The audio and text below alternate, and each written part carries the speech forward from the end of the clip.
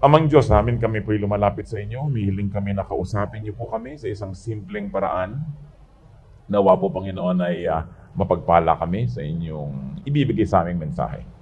At kami naman habang pinagpapala niyo at lumalago, maging pagpapala kami sa aming kapwa.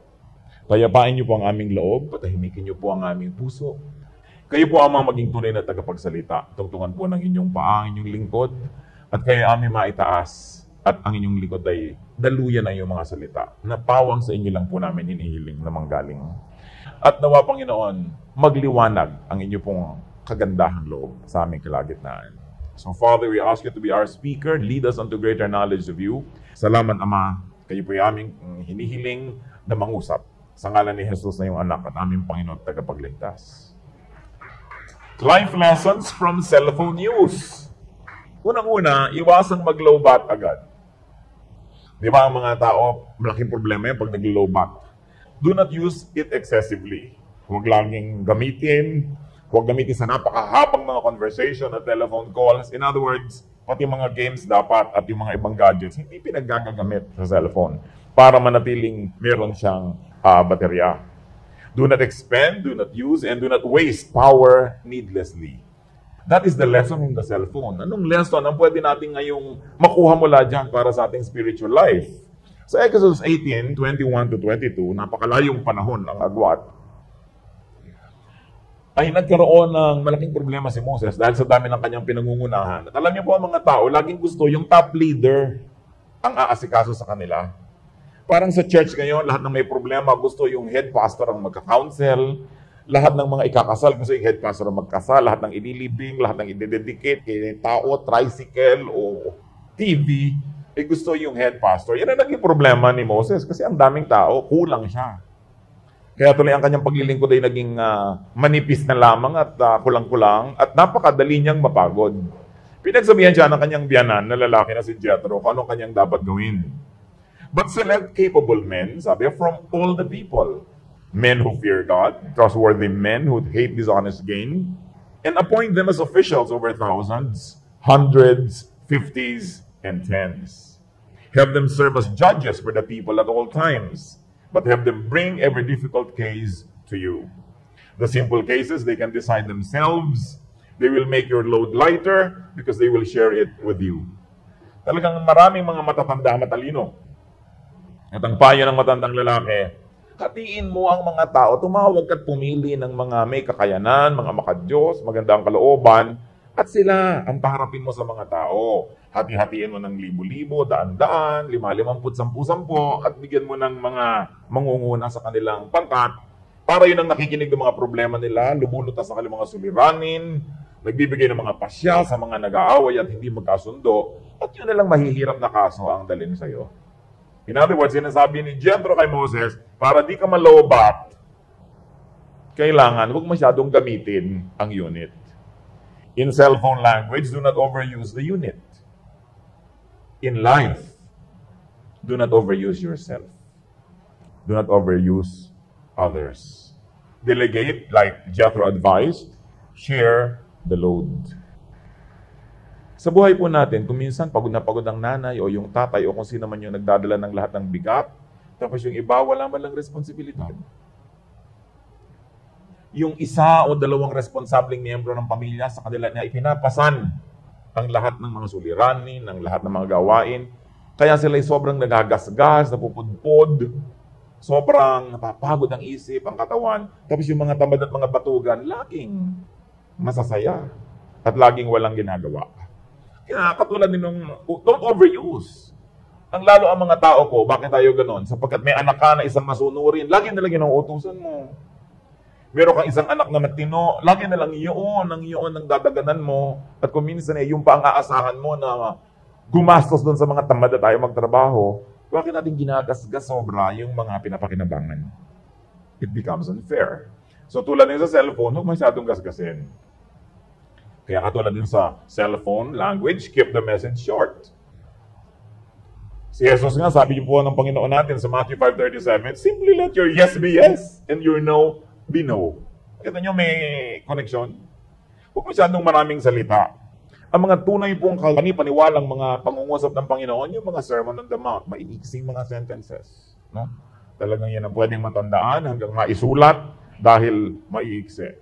In life, do not needlessly lengthen or stretch the use of your strength. Huwag nang habaan kung pwede maiksi. Kaya mag-save sa pagtatrabaho. Alam niyo pong isa sa mga pinagtatakahan ko at madalas niya kinalulungkot, napakaraming tao sa Pilipinas, lalo ang mga ginang, ubod ng daming oras na uubos sa paglalaba. Halos nabubuhay na lang yata para maglaba. Lalo na nung araw na nilalaban ko yan, ikinukula, pinapalo-palo pa, inaalmirol. Talagang wala ka nang gagawin kundi maglaba. No? Yun lang ba ang buhay? Bagamat mahalaga yung gawain na yon. Yung mga nagluluto, magluluto yan. Pagkakain ng mga tao, pagkaligpit, maya-maya lutuan na naman. Dapat siguro tayong gumawa ng mga paraan na mas magkaroon tayo ng maraming free time para payamanin ang ating isip, para magkaroon din tayo ng mga kasiyahan na gusto ng Diyos na lasapin natin. So kailangan makadevelop ang mga tao ng paraan para paiksiin ang pagtatrabaho. Tulad ng pagpapaiksi ng mga mensahe sa cellphone. Nung araw, meron kaming bahay sa Pasay. Ting lalang dudungaw ako. Walang ginagawa ang mga tao sa buong paligid kundi maglaba. Labahan ng labahan ng labahan. So, tumanda na ang mga ito at mamamatay na ng kalalaba. Bagamat hindi yan masama, hindi mabuti ka tayo, mahilig sa malilinis sa mga damit. Pero hindi lang yun ang buhay. Ang buhay ay hindi lang sa mga household chores. Kaya dapat din ang ating mga nanay, ang ating mga ate, o kung sino man ang masisipag sa bahay, tulungan para makalaya sila sa habang trabaho. Magkaroon sila ng panahon na palaguin ang kanilang isip, ang kanilang personalidad para yung buong pagkatao na inilaan sa kanila ng Diyos, maabot nila sa buhay na ito. Isa pa po natin matututunan dyan sa sinasabi sa cellphone, keep the message simple. Hindi yung mga long sentences, hindi ang daming pinag-uusapan, tapos kapapalit-palitan nyo ng message, hindi nyo na alam kung anong pinag-uusapan nyo. So tanongan kayo ng tanongan, lalong humahaba, lalong dumadami ang gastos. Sa panalangin din, ang turo ng Panginoon sa Matthew 6:7-8, and when you pray, do not keep on babbling like pagans, for they think they will be heard for their many words. Do not be like them, for your Father knows what you need before you ask Him. Hindi po natin pwedeng itumbas sa haba ng mga dasal ang kabanalan ng isang tao. So kung pwede yung masabi sa konting salita at konting dasal, tapos na, meron na kaibang oras para may gawin ng ibang bagay. Maging ang Diyos ay hindi niya gustong pagkakahabang mga panalangin. Kailangan meron din tayong gawing iba sa buhay. So pinag-aaralan natin, like the cellphone, to keep our messages simple. Kahit sa mga pulpit, di ba? Ang paborito yung mga pastor, yung maiiksi ang mensahe. Ayaw ng mga kongregasyon nung inabot na sila ng gutom, naubos na lahat ng candy sa bag. Hindi pa tapos ang mensahe. No? Nag-eskrima na ang mga mata ng mga member, nagtitingin na. At yung mga bisita, sinisiko na yung nagyaya, bakit mo ako sinama dito? Ang haba-haba. No? So kailangan maiksi. In life, we should simplify our procedures because complexity vexes. Nakakagulo ng isip yung komplikado mga bagay. Isa pa pong lesson sa buhay na pwede nating makuha mula sa cellphone, recharge. Kahit naman cellphone ang pinakamahal, hindi naman pwedeng hindi mo i-recharge. Nauubos yung baterya, pagpapahingahin mo yung baterya, i-recharge mo. So sa buhay, recharge. Magpahinga. Hindi ko po alam kung ang problema nyo sobra kayo nagpapahinga o sobra kayo mga pagod. Pero kung sakali man na sobra kayo napapagod, hindi po kabanalan yan. Hindi ikinalulugod ng Diyos ang sobrang pagpapagod. Kaya nga siya na mismo ang nagutos ng araw ng pahinga. Leviticus 23 verse 3, there are 6 days when you may work, but the 7th day is Sabbath of rest. Napakabait po ng ating Diyos, no? Pati ang pahinga inuutos. Nakakita ba kayo ng amo na inuutos ang pahinga? Kailangan magpapahinga ka. May parusa, bakit ka nagpahinga? No? Pero ang Diyos sabi, kailangan magpapahinga ka. At maging ang mga lingkod po niya at ang kanyang mga kasamang disciples, nung sobra sila nagiging busy, sa dami ng tao, nagpapagamot, tumihingi ng payo, nagpapapanalangin, pinatid ng Panginoon yung paglilingkod sa napakaraming tao, niyaya niya ang kanyang mga disipulo sa isang malayo, tahimik na lugar para sila magpahinga. Sapagkat hindi sila kakaoras kumain. Mark 6:31, come with me by yourselves to a quiet place and get some rest. Magpahinga po kayo kung sobrang kayo nagpapagod sa buhay. Kasi ang taong pagod, mainit ang ulo. Ang taong pagod, hindi na nakakapag-isip ng malalalim na bagay. Ang taong pagod, mahirap na rin kasama. Dahil miserable na rin siya kasama. At kung sakali naman pong tayo ang dahilan kaya sobrang napapagod ang mga mahal natin sa buhay, alam natin ang dapat gawin. Kailangan na bigyan natin sila ng puwang, samahan natin sila sa kanilang mga ginagawa at nang gumaan-gaan ang mga dalahin nila sa buhay. Spiritually speaking, be refilled by God's power. Mahalaga tayo ay nare-recharge. Kung yung cellphone nare-recharge, lalo ang ating espiritu. Na meron kang panahon ng pananahimik, pag-aaral ng salita ng Diyos, pananalangin, at pagpapahinga lang. Hindi nyo kailangang punuin ang lahat ng oras ng may ginagawa. Alam niyo po kasabihan, lalo na yung mga matatanda nung araw, yung mga lola natin, na sila ay marurunong. Palagay ko po, ang isa sa mga dahilan kung ba't sila talagang marurunong, bagamat marami sa kanila hindi naman mataas ang naabot sa formal na edukasyon, hindi naman nakapagtapos ng kung ano-ano mga formal na kurso, kasi madala sila na nagbubulay-bulay. Di po ba nung araw, halos ang lahat ng bahay may mga balkon, tapos may silyon, tapos may tumba-tumba, uugoy-ugoy ang matanda dyan. At sinasabi po ng mga psychiatrists, yung pag-ugoy-ugoy na yun, actually, it brings you to a certain level of relaxation where you are able to transcend the mundane physical environment. Na nalalampasan ng tao at ng kanyang isip at ng kanyang diwa yung mga bagay na nakaliligali kung nananahimik siya at kuminsan ay uugoy-ugoy lang sa duyan. Kaya yung duyan ay bahagi ng kultura ng Pilipino na nawala na yata, no? Kaya wala nang nagbubulay-bulay. Kaya maraming matatanda rin ngayon pagka nagbigay ng payo sa'yo, nakakaduda, parang wala yatang natutunan ng matandang ito no? Hindi na yata nagbubulay-bulay din. Ang isip, kamukha na rin ng mga teenager. Pero yung nagbubulay-bulay ka, nag-iisip-isip ka, ang dami po nating salita dyan. Nagninilay-nilay, nagmumuni-muni. Yan ang nawala. Kasi ang tao ngayon, we fill every space with sound and with movement. No? Wala nang katahimikan. May nakasalpak pang mga speaker dito sa tenga. Kahit matutulog na lang, nandun pa yun. Wala nang oras na mag-isip-isip kasi kahit nagluluto, nakabukas ang TV. Bago matulog, magti-TV pa rin hanggang magkaantok-antok. Wala nang oras mag-isip. Wala nang oras magpahinga ang tao. Yan ay dapat po nating ibalik. We must recharge. Ephesians 5:18, be filled with the Spirit. Balik tayo sa cellphone. Stick to the minimum necessities. Tuwing meron pong nagpapayo, ano ba magandang bilhin na cellphone? Ano bang kailangan mo sa cellphone? Di ba makatawag, makatext? Bakit naman kailangan bumili ka pa ng may bread toaster sa loob? May folding bed? No? Meron pa sa loob na refrigerator at kung ano-ano pa. Hindi mo naman talaga magagamit. Ang dami-daming nakakalitong gadgets dyan. No? Na bagay lang sa mga mayayabang na teenager. Pero kung ikaw isang tao nag-iisip, hindi mo naman magagamit sa buhay mo lahat yung gadget na yan. Ba't mo babayaran? Pampaubos ng power, pampalaki ng halaga, at lalong nagiging kaakit-akit sa mga snatcher ang inyong cellphone. Kung ang cellphone nyo ba nagte-text lang at natatawagan, mabuti kung may magdasang snatchin yan. Hindi. Alam niyo daw po ang ganda ng cellphone, no? Kapantay nung kawalan ng kita ng tao. Yung mga walang hanap buhay, yun ang kahihilig sa magagandang cellphone. No? Yung mga hindi pa kumikita, yun ang mahilig sa mga sobrang maarting mga gadget. Kasi nga, sobrang tayong nakakain ng materialism. Nadadala ng advertisement, naaanod ang ating isip ng mga pag-iisip na ipinaiiral ng mga nag-advertise para lang bilhin natin ang bilhin ng kanilang mga produkto. Yun pong telepono, tulad lang yan. Siguro mga 40 taon yung telepono, ganoon ang itsura. Pero nung pumasok yung cellphone na yan, linggo-linggo may bago. Hindi ka natitigil bumili ng bago. Ikasanla mo na ang kaluluwa mo para makamili ka ng bago. Ipapahamak mo na ang buhay mo para laging meron kang bago. So, sa cellphone language, stick to the minimum. Choose features and gadgets that will really be useful. Because those that are not used, that you pay for, will only be wasted. Sa Bible, meron din po ganyang principle. Joshua 7:2-3. Pupunta sila sa digmaan. Now, Joshua sent men from Jericho to Ai, which is near Beth-aven, to the east of Bethel, and told them, go up and spy out the region. So the men went up and spied out Ai.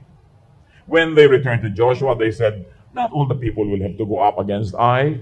Send 2,000 or 3,000 men to take it, and do not weary all the people, for only a few men are there. Pupunta po sila sa digmaan, nagpadala ng mga espiya, itong kanilang pinuno. At nung bumalik ang mga nagmanman doon sa lugar na yun, sabi, naku, hindi na natin kailangang ipadala ang buong army natin. Kaya na ng ilang libo lang ng mga kawal. So huwag na natin gamitin ang lahat. So ano po ang leksyon doon?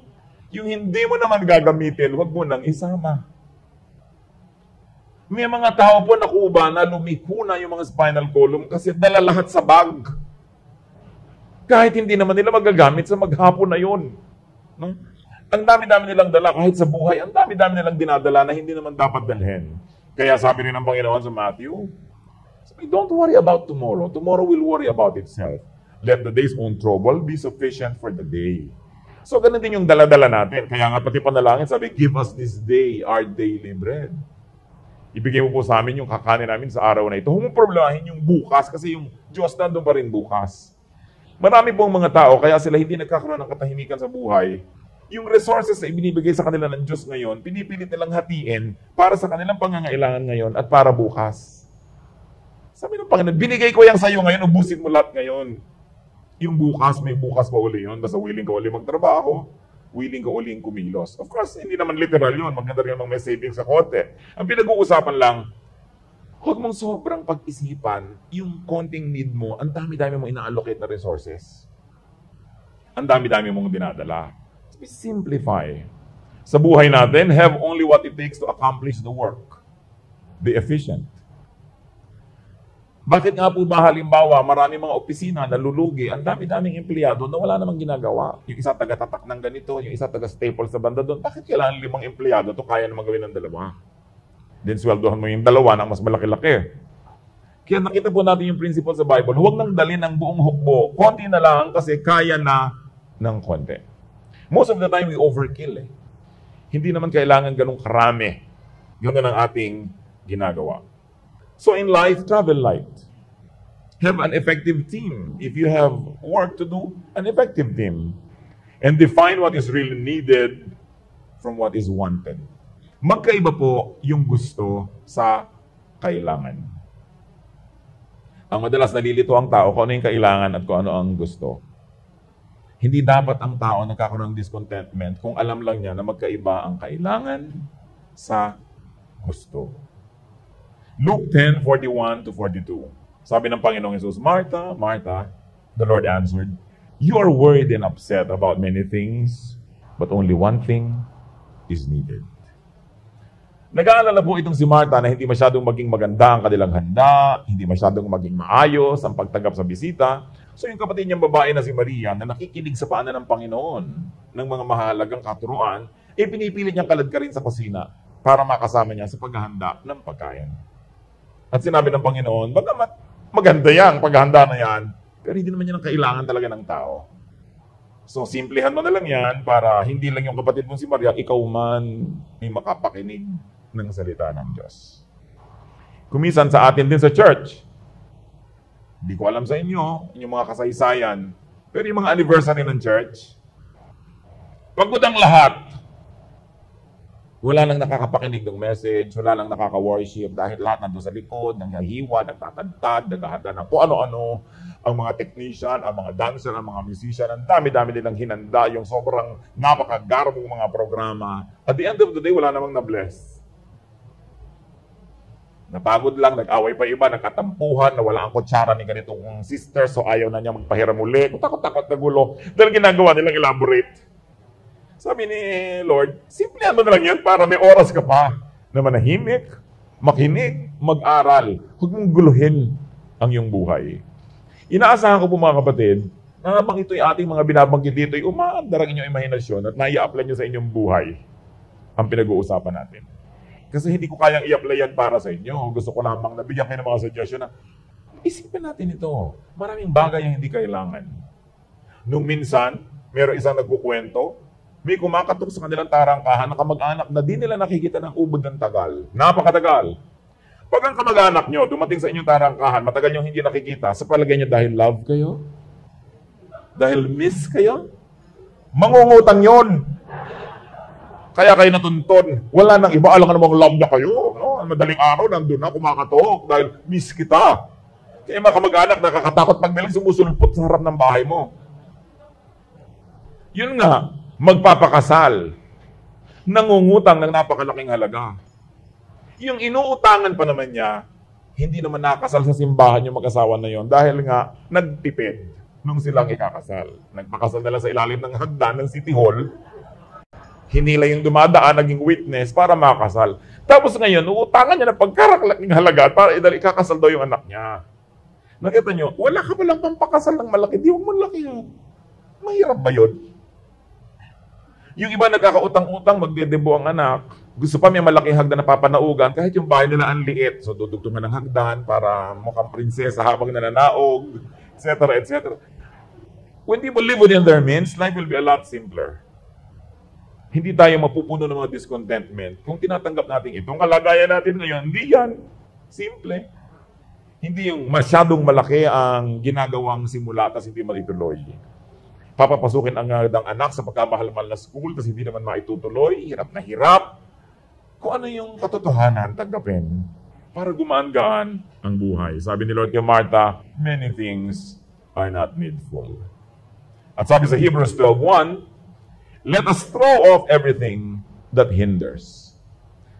Even at this point, mga kapatid, ano ang nagpapabigat sa buhay nyo na kung bibitawan nyo lang naman, gagaan kayo? Pero ang bigat-bigat, dahil pinipilit yung kayanin yung hindi kaya. Pinipilit yung sakbalin yung hindi kayang kagatin. Nahihirapan, napipilitan. Yan pa lang, ang pagpasyahan yung bibitawan ko na nga yung hindi ko kaya, sulit na nagkita-kita tayo ngayon. Gagaan ang buhay nyo. Yung hindi kaya, huwag kayanin. Baka bukas, sa makalawa makaya, doon gawin. But do not overstretch your resources kung hindi kaya ng load. At tulad sa cellphone, learn new things. Learn new technologies. Mga lola, mga nanay, mga lolo, mga tatay kung sino-sino pa, kung di kayo marunong mag-text, mag-aral kayo. Tapos pa-text kayo ng pa-text kung kani-kanino. Diba? Buhay pa naman kayo, diba? So, pwede pa kayo mag-text. May mga nanay hindi marunong magbukas ng TV. Hindi marunong magbukas ng radyo. Ay, buksan mga radyo. Kaya pagka wala magbubukas, hindi siya makapanood. Wala pa naman kayo sa kabaong. Pwede pang lumakad ng kamay niyo, buksan yung TV. Huwag kayong magsabing matanda na ako. Kung umiinom pa kayo ng tubig, kumakain pa kayo ng kanin, hindi pa kayo matanda. Dapat matuto pa tayo. Kasi alangan namang lagi na lang kayo aasa sa iba. Tapos pagka wala yung iba, hindi kayo makapanood, wala kayong magawa, hindi kayo aandar. So, pwedeng pag-aralan yan. Stretch the resources that God gives you. Huwag kayong maasiwa o mainis o matakot sa mga bago. Kahit yung atin pong New Testament, may panahon na bagong-bago yun. Kasi ang umiira lang nun, yung tinatawag natin ngayong old. Kung tinanggihan ng mga tao nun yung New Testament dahil new, wala tayo ngayon. Maging ang mga classical songs po, yung mga iba kasi ayaw nila nung modern. Kuminsan kahit sa churches, ayaw nila nung modern. Gusto nila classical. Yung classical music ngayon, modern yun nung araw. So palagay nyo, nung sumulpot yung classical agad. Diba? So yung classical music ngayon, pop yun nung araw. So huwag din kayo matakot sa pop. No? Ine-encourage ko nga ating mga nanay, mag-R&B music pa rin kayo. At mga kung ano-ano, hindi yun na lang parang punebring, hindi pa naman kayo nililibing. Kailangan ng tao yung bawat araw na binibigay sa atin ng Diyos, lasapin natin. Huwag po tayong mabuhay sa nakaraan. At maging sentimental tuwing lulubog ang araw, puro lungkot, puro pag-alala ng mga good old days, mga lumipas. Binibigyan pa kayo ng Lord ng araw na ito, ng bukas, ng next week, kasi gusto pa niyang lasapin niyo yon. Hindi natin dapat ikulong ang ating isip sa nakaraan. Sapagkat ang pagkukulong sa nakaraan ay parang pagbabaliwala sa kasalukuyan at sa hinaharap na patuloy namang ibinibigay pa sa atin ng Diyos. Mag-aral ng mga bago. Sapagkat ang isip, napakalaki ng pwedeng marating. Sabi po ng mga scientific at nag-aaral ng utak ng tao, wala pa daw sa 5% ng kayang gawin ng utak ang ginagawa ng tao. So napakarami pang pwede. Marami pa. Saka yung mga matatandang malabo mata, abutan mo, alam na alam ako magkano. No? Yung mga sunod mo kakalimutin, tandang-tanda ko sinong nagbigay, kung sinong hindi, magkano binigay na gano'n. So, hindi yung totoo. No? Yung isip natin, paandarin natin, practicein ang practicein. Alam niyo kung ba't ko ito sinasabi? Lalo sa mga mahal natin ng mga senior citizens, hindi para kayo laitin o ipahiya. Kasi gusto pa kayo mag-enjoy sa buhay. At yun ang gusto ng Diyos para sa atin. Kailangan merong mga bagong mga kasiyahan na nalalasap. Age is not an excuse to stop learning. Lamentations 3:22-23. The Lord's compassions never fail. They are new every morning. Great is your faithfulness. Ang Diyos po mahilig sa bago. Kaya pati araw-araw may bagong pagpapala. Merong bagong umaga. Mark 2:22, no one pours new wine into old wineskins. If he does, the wine will burst the skins, and both the wine and the wineskins will be ruined. No, he pours new wine into new wineskins. Wala po sa kultura kasi natin yan yung paglalagay ng alak sa mga balat ng hayop. No? Pero sa Israel, uso yan. Pagka matagal na kasi yung balat ng hayop na pinatuyo, malutong na. Pag binigyan mo ng bagong alak na doon pa lamang magsisimulang makurta o mag-ferment, sasabog, masisira. Kaya sabi niya, pag bago ang alak, bagong lalagyan. So pag may mga bagong ideya, may mga bagong blessing, dapat bago ang puso, bago ang utak na lalagyan. We must continue to renew our minds. Hindi mo laging pwede sabihin nung araw, ganito, nung araw, ganito. Tapos na po yung nung araw. Kailangan harapin mo yung ngayon. At hindi masama yung ngayon. Madalas lang mukhang nagiging masama sapagkat ginagawa nating sumasama pagka ikinukumpara yung noon at ngayon. Sasabihin niyo ba, ang hirap-hirap naman ng buhay ngayon. Mabuti pa nung araw, maghunos dili kayo sa sinasabi niyo. Kasi nung araw, para ka lang mag-init ng kape, magsisiba ka pa ng kahoy, magpaparikit ka pa ng kalan, magigiling ka pa ng kape, talagang kumain ka na ng usok at abo at kung ano, bago ka magkakape. At yung tubig mo niya, sasalukin mo pa sa balon. Ang banyo nyo nandun sa kaduluduluhan ng bukid. Napakahirap tong araw. Huwag niyo sabihin mas mahirap. Dali nga noon. No? Sasabihin pa nung iba, buti pa nung araw, maraming nabibili ang pera. Ngayon, wala. Ang tao nga ngayon, pati inumin, binibili. Nung araw, binibili ba yan? Marami tayong binibiling hindi binibili noon. Drinking water. Diba? Nung araw, kami buteteng gagawin, iniinom mo yan. Ngayon, kailangan sosyal. No? Mineral water pa yung iinumin mo. Ang tao, nagbabayad ng cable, nagbabayad ng load, nagbabayad. Na nung araw, wala. Ibig sabihin, may binabayad. So, mas may pera ang tao ngayon kaysa noon. Huwag kayong reklamong mahirap ang buhay ngayon. Nung araw, ang tao namamatay sa appendicitis. Na nung araw, pagka bigla ka nagka-epilepsy, sabihin matanda, naku, namatanda. Huh? Natamaan ng masabang hangin. So pag may sakit ang matanda nun, wala na lang inaabangan sila kundi mamatay. Kaya ang haba ng hingalo. No? Mga 2-3 araw na hingalo, ang tagal-tagal. Kaya ang mga patay nung araw, ang papangit. Eh paano 3 araw ka naghihingalo? Alangan mo maganda yung bangkay mo. Ngayon, sari-sari ang ginagawa ng tao para pahabain ang buhay. Meron pang painless birth. Halos ngayon napakarami ng painless na everything. Huwag kayong reklamong mahirap ang buhay. Kasi nagmumukha tayong walang utang na loob sa Diyos. Sabi niyo lagi araw-araw, ay, ang sarap ng buhay. No? Noong araw, mayayaman lang nakakapanood ng TV. Ngayon pati magbabalot, nagte-text. Alam niyo yung mga pharaoh nung araw sa Egypt, mga emperador sa Roma, hindi nakaranas siya nung nararanasan pinakasimpleng OFW na nag-aeroplano. No? Na nakakaranas ng air conditioning. Not even the pharaohs of Egypt had air conditioning. Ngayon, kahit wala kang pera, pumasok ka sa mall, nalalamigan ka na, ang buhay masarap. So, tingnan natin yung lasapin natin na maganda ang buhay, maganda ang mga bago, huwag tayong negative. Nang pinipilit natin makaugalian ng araw, ay ipairal sa ngayon. Sapagkat ang maganda, pinaghahalo mo yan, nakaka-develop ka ng mga bagong kaugalian na angkop sa mga pamumuhay at technology ngayon. Sa mga katuruan lang to, marami nung araw bago. Nung panahon ni Paul, ang mga pinagsasabi niya, bagong-bago sa paningin ng mga iba. Acts 17:20-21. Ano pong sabi ng mga tao sa Athens kay Paul? You are bringing some strange ideas to our ears and we want to know what they mean. All the Athenians and the foreigners who live there spent their time doing nothing but talking about and listening to the latest ideas. Nakita niyo po, nagtuturo si Paul ng kaligtasan sa pangalan ni Jesus? Unheard of. Wala nung araw na ganun. Bagong-bago yun. Pagkat bukas ang tenga at isip ng mga Athenians, sa niya, bago yan ipaliwanag mo nga. Tayo po mga kapatid, pag nakakarinig ng bago, anong tawag natin? Demonic yan. Diba? Pag may narinig ka medyo bago, masama yan, kulto yan. Pag may narinig kang bagong-bago, naku, ano yan, nakakatakot yan. Pero sila, sabi, ano ba yung bago? Ipaliwanag mo. That's attitude. Kahit po tayong mga Kristiyano, nakakarinig mga ibang paliwanag, ibang ideya, huwag nyo agad masamain. Pakinggan nyo, suriin. Sapagkat kung hindi nagkaroon ng ganung pagkakataon na ibinigay sa Christianity, walang Christianity ngayon. Sinuri, pinakinggan. Kahit yung ating mga pananaw, ng mga relihiyosong pananaw, ng mga henerasyon na, pwede yan suriin. Pwede yan tapunan ng bagong liwanag. At magkaroon ng mga bagong kahulugan sa ating buhay. So that the Word of God will continue to be relevant in people's lives. You cannot impose the application and the interpretation 50 years ago to life today.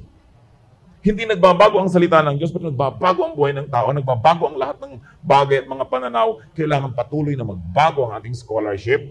Hindi para ibahin ang salita ng Diyos, kundi ito ay hanapan ng mga panibago at nagbabagong mga kahulugan sa ating buhay. Kaya we have to move with the times. Lumalakad ang panahon. Ecclesiastes 3:1 and 6. There is a time to keep and a time to throw away. Talagang mayroong panahon na itatapon mo na yung luma. Kasi wala nang lugar para sa bago eh. Kailangan magkaroon ng lugar. Philippians 3:13, sabi ni Paul, one thing I do, forgetting what is behind and straining toward what is ahead. Yun daw ang ginagawa niya, nililimot na niya yung tapos na at gusto niyang harapin yung darating pa lang. So learn new ideas, learn new theologies. God doesn't change, but the way we understand God and the way God can be made king and relevant to our lives can change. Yung mga pag-a-apply natin ng mga bagay na yan, new hermeneutics and interpretations, new applications of God's Word. Sa Isaiah 48:6-7, bagamat ito'y daang-daang taon bago ang panahon ni Jesus, sabi ng Diyos sa propeta, from now on, I will tell you of new things, of hidden things unknown to you. They are created now, not long ago. You have not heard of them before today, so you cannot say, yes, I knew of them. Nakita niyo po, sinasabi? May ituturo ako sa yung bago. Hindi mo pwedeng masabing, luma na yan, narinig ko na kasi bagong mga likhang bagay pa lang yan. Mga bagong likha ng mga kaisipan at paraan ng pag-iisip at mga katuruan. At yan ay panahon ni Isaiah. Nung panahon na yun, napakarami na lang antigong paniniwala. Napakarami ng mga paniniwalang nakaukit na sa bato, hindi na pwedeng baguhin. At yun na ang tingin ng iba na kumpletong pagpapahayag ng kalooban ng Diyos. Pero sabi, meron pa. Sapagkat ang Diyos ay creative, hindi siya nauubusan ang kini-create. Hindi siya nauubusan ng kakayahan na maging bago. Bago ang pananaw, bago ang panglasa, bago ang pag-aangkop. Kaya sa buhay po, laging may papalanta, kumbaga sa halaman, kumbaga sa uso, merong asak na, pawala, papaalis na. Meron namang halaman na malabay siya, katanghali ang tapat ng buhay. Sa fashion naman siya, usong-uso, siya ang umiiral. Pero lagi po, kung may papawala at paalis, may umiiral, meron ding bagong sumisibol at may bagong paparating. Lahat yan ay bahagi ng buhay at ng walang katapusang pagbabago. Renewal of life. So saan lang tayo pipili? Doon ba kayo sasama sa papawala na? O doon sa umuusbong? Are you a person of the past, of the present, or of the future? Even the revelation of God gives progressing to people. Lugi ang nagsasara ng isip. Lugi ang nagkakahon sa isip nila, lalo sa mga bagay na may kinalaman sa Diyos. Yung nagsasabing wala ng bagong revelation ng Diyos. Yung nagko-quote sa Revelations 22:18 na wala nang pwede magdagdag. Ang pinag-uusapan po doon yung book ng Revelation. Whoever adds anything to the prophecy of this book. So yung prophecy lang nun, nung book na yun, hindi pinag-uusapan yung buong katotohanan tungkol sa Diyos. Sapagkat ang Diyos ay hindi nagtatapos ng kanyang ginagawa. Patuloy siyang nagpapahiwatig, patuloy siyang nagpapakilala. Hindi rin natin maaaring i-apply sa buhay natin yung in-apply ng mga naniniwala sa Diyos 2,000 years ago. Iba ang kanilang daigdig na ginalawan, iba ang kanilang panahon, at hindi hinahanap sa atin ng Diyos na isusog sa kanilang mga ginawa ang ginagawa natin ngayon sapagkat iba ang kalagayan ng mundo. God doesn't change.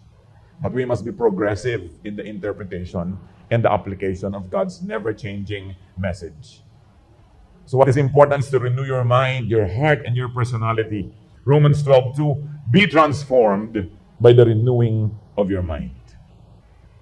So gusto niyo mabago? Baguhin niyo ang paraan ng inyong pag-iisip. At paano mababago ang paraan ng pag-iisip? Dapat baguhin kung anong mga iniisip. Baguhin kung anong mga nadidinig. Kung ano ang mga pinakikinggan, tinitingnan, minumuni-muni, iniisip-isip. Sabi, pag napalitan nyo ang paraan ng inyong pag-iisip, magbabago ang inyong kalooban, magbabago ang inyong buong pagkatao. Siguro marami po sa atin dito, mga matagal na nag-aaral ng Biblia, matagal lang masasabi natin na Christian. Pero nakakalungkot, marami rin tayong mapapansin ng mga kapatid natin na wala namang pagbabago. Yun at yun pa rin.